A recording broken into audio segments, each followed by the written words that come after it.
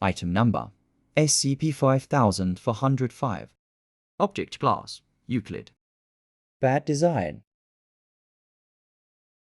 Description: SCP-5405 is a 50 square kilometer area of northern Canada. Subjects who enter SCP-5405 often find that once within the radius of its effect, the zone grows considerably, suggesting a non-Euclidean space. An entirely different ecosystem has developed inside SCP-5405, often conflicting with logic or nature in impossible ways. The sky inside of SCP-5405 follows the same day cycle as Earth, albeit with no visible source of light. The light within SCP-5405 is considerably brighter than natural sunlight during the day, with transitions to night within a very short period. At night, the only source of light is bioluminescent Flora, which reveals a blue fog that fills SCP-5405. The weather system within SCP-5405 is chaotic and random, often changing from high-pressure fronts to low pressure within seconds. Rain and wind occur seemingly at random. Winds are often strong, and the weather can go from still to around 60 km/h winds in seconds. Any rain that occurs within SCP-5405 occurs with no visible source, as no clouds have been observed in the sky of SCP-5405. The geography of SCP-5405 is unsuited to plant life, with few sedimentary layers. Analysis of the area shows that there is a thin layer of soil above bedrock. This prevents detailed root structures required for standard flora inhabiting SCP-5405 from forming, thus resulting in many fallen trees or plants due to the strong winds. However, whenever personnel find an example of a fallen tree or plant, the affected flora always disappears within 24 hours, even when observed. Soon after such an event, personnel often find fully grown trees that should have taken years to grow fully formed within a single day. In this way, the population of flora within SCP-5405 seems to never change dramatically. This majorly affects personnel's ability to map SCP-5405,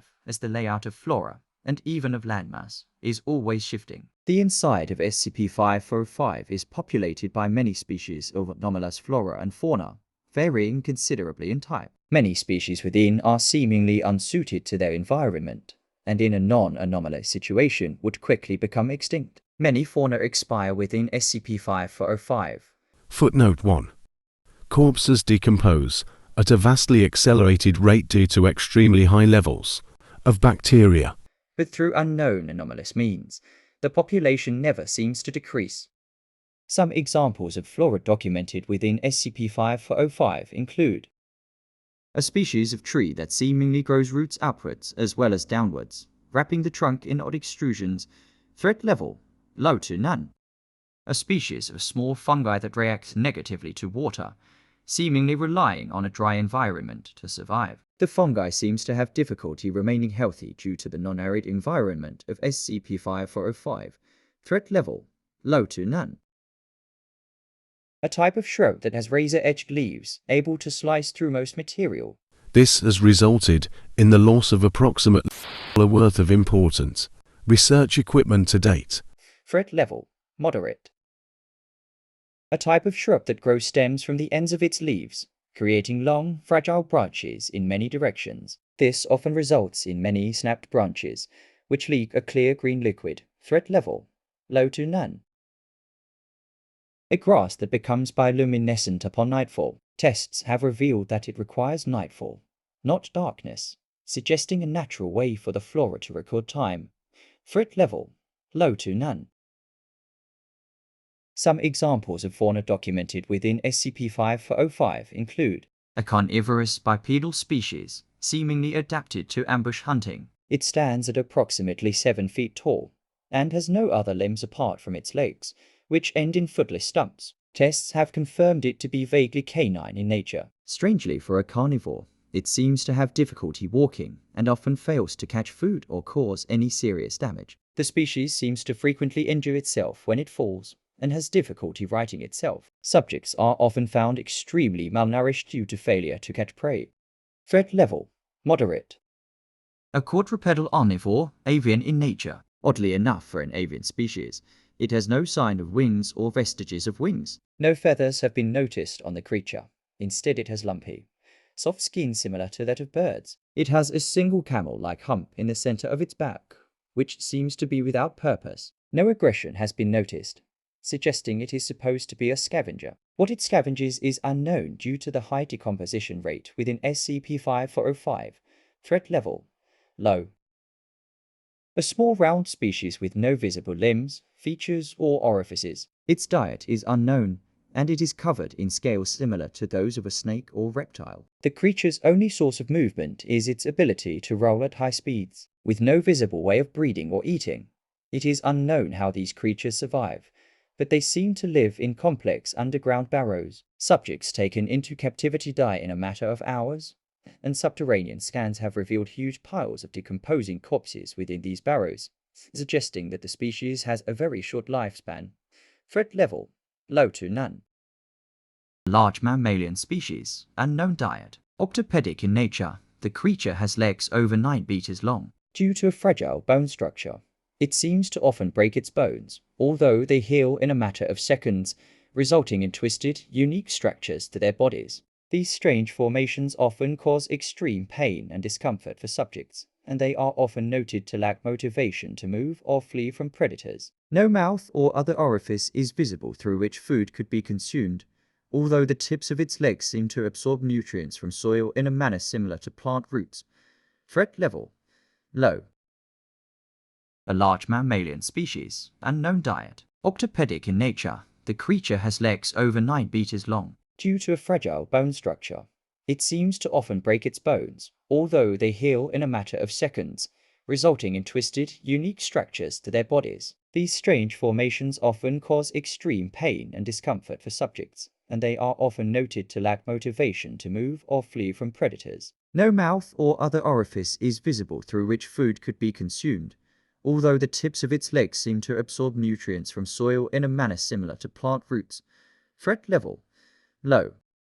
A bipedal species, diet unknown. Its only limbs, eyes to legs.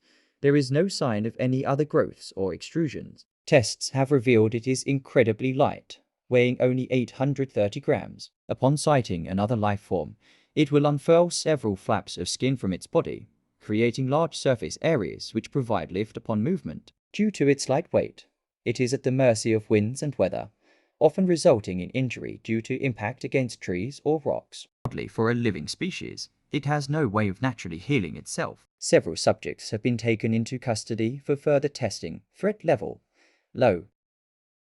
A bacterial species found in extremely high numbers within SCP-5405. Tests show that the bacteria consumes dead material at a vastly accelerated rate compared to that of regular bacteria. This results in corpses or bodies decomposing in a shorter time as several hours. The bacteria is also responsible for manifesting a slight toxin that seems to affect fauna only, resulting in open sores that bleed profusely. Threat level: high. Only one sentient creature has been discovered inside of SCP-5405. To date, there have been no other examples of sentient life, and no sign that the subject, designated SCP-5451, is part of a larger species or group. SCP-5451 is a humanoid entity, approximately 6 feet tall. The creature has approximately human proportions, with a few exceptions. The subject's bone structure appears to lack cartilage or joint cushioning. This results in jolting and painful movement, although SCP-5451 appears to be accustomed to this. SCP-5451 has a single finger in place of multiple, greatly thicker than a normal human finger, resulting in a primitive claw-like hand. SCP-5451's facial features are very similar to that of a human, with only a few differences. SCP-5451 has no sign of a nose or other olfactory organ, and its ears are set several inches further back on its head. This seems to serve little purpose and only weakens its frontal hearing. SCP-5451 also shows signs of advanced infection from the aforementioned anomalous bacteria. Communication with SCP-5451 has been established through spoken language. The subject seems to have a spoken language very similar to English, although very simplified and poorly structured. SCP-5451 shows knowledge of complex concepts such as leadership, hunting, and writing, even though it has had no exposure to such ideas. Interview with SCP-5451. Interviewer: Dr. Malik. Begin log: 2 to 1 hours. 921. Good evening, SCP-5405-1. How are you? Cold. Bright. Scared. That's nice. We'd like to ask you a few questions, so let's get this over with before it gets too late. How would you describe your time within SCP-5405? 1 stick. Draw stick and bark. SCP-5405-1 is provided with a pencil and paper.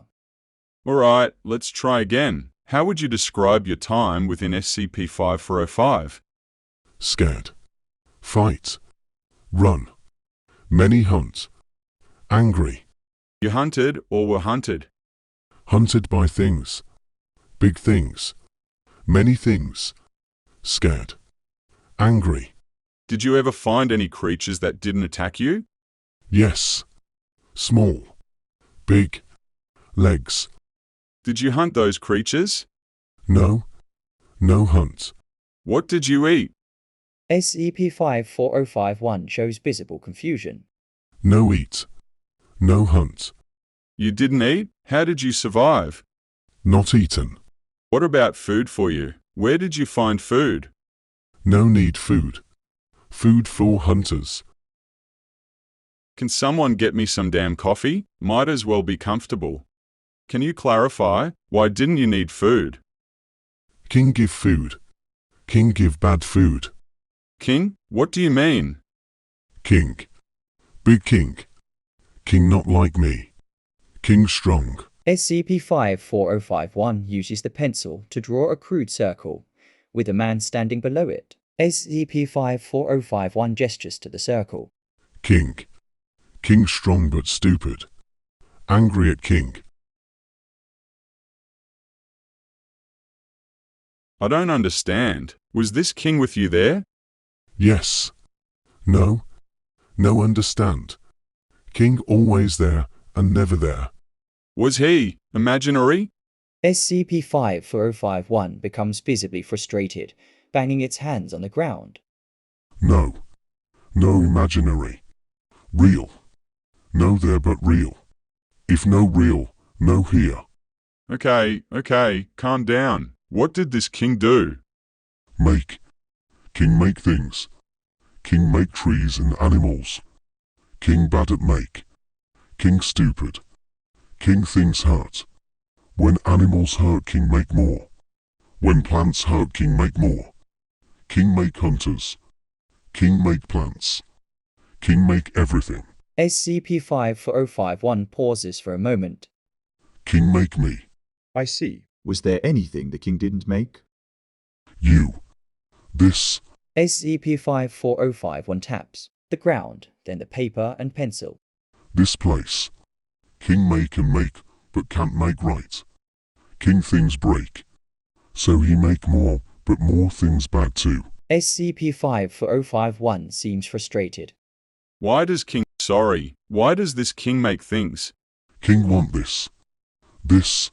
SCP-5405-1 gestures to the room. King want make this. King want make you and other things. King can't. So king try make new things. New things no work. King try again. Things no work again. King no understand these things. Once again, SCP-5405-1 taps the pencil and paper, then points at the interviewer. King make more, make me. I angry at king. King. Let me rephrase. What does the king want? King won't be like other kings. King won't make things. But king stupid.